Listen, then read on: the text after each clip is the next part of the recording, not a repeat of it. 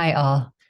In today's demonstration, I just want to do a really quick video that gives you the essentials you need to get started in the current version of Premiere Pro.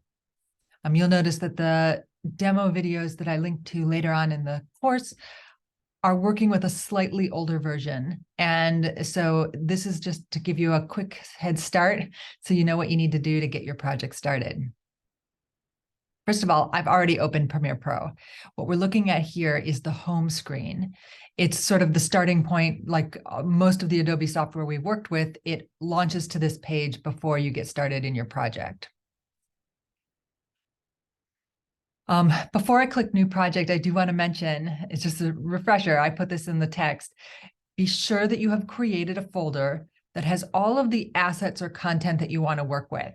So in the case of our exercise today, you probably want to have all the video clips and sound that were provided as part of the exercise in a folder on your hard drive. If you're working on your own project, you will have maybe shot some video, get that off of your camera, create a folder, put it all into one place so that you have it ready to go.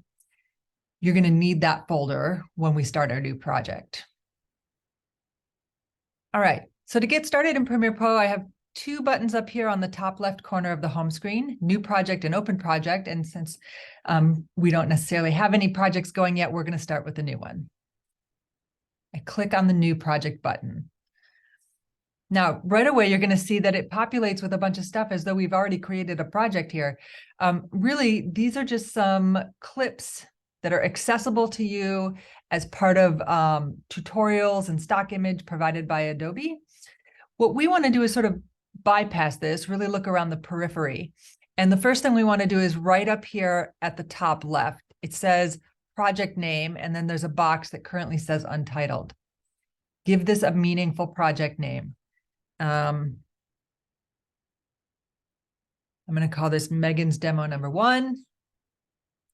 I just want to make sure that this file means something to me later on in case I end up with multiple project files within a project that I'm working on.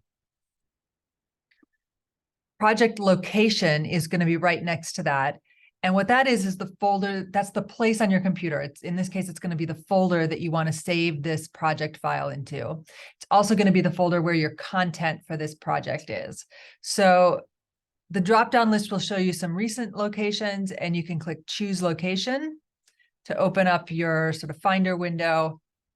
I'm going to choose my water clips folder that has all of the video clips and the music that I might want to use for this project.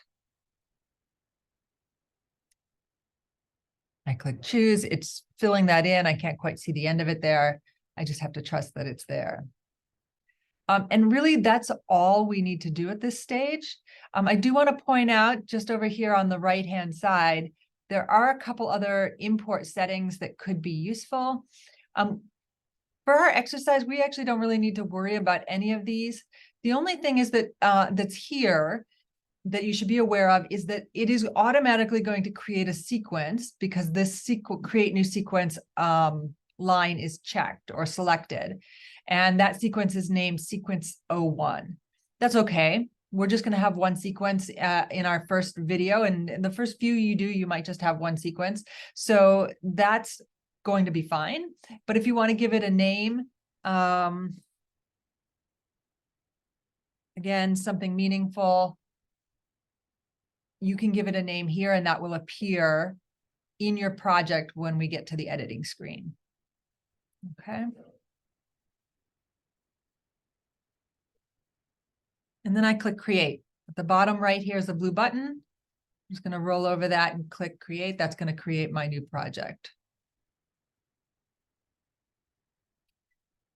And I'm here. I am in my editing window, and I'm just going to give you the very quick overview here before you go on to the next video. I have here my, you can see at the top, it's edit is underlined. That's how I know I'm in the edit window. I do have a number of workspaces. A couple of them are listed at the top here, but on the right-hand side, if you roll over this little icon that looks sort of like a screen, you'll see a whole bunch of editing options. And this is just my sort of basic editor. Let's see here. I can adjust spaces between any of these panes to make this work for me. And in the next couple of videos that are linked, you're going to see from another presenter sort of how these different panes work together.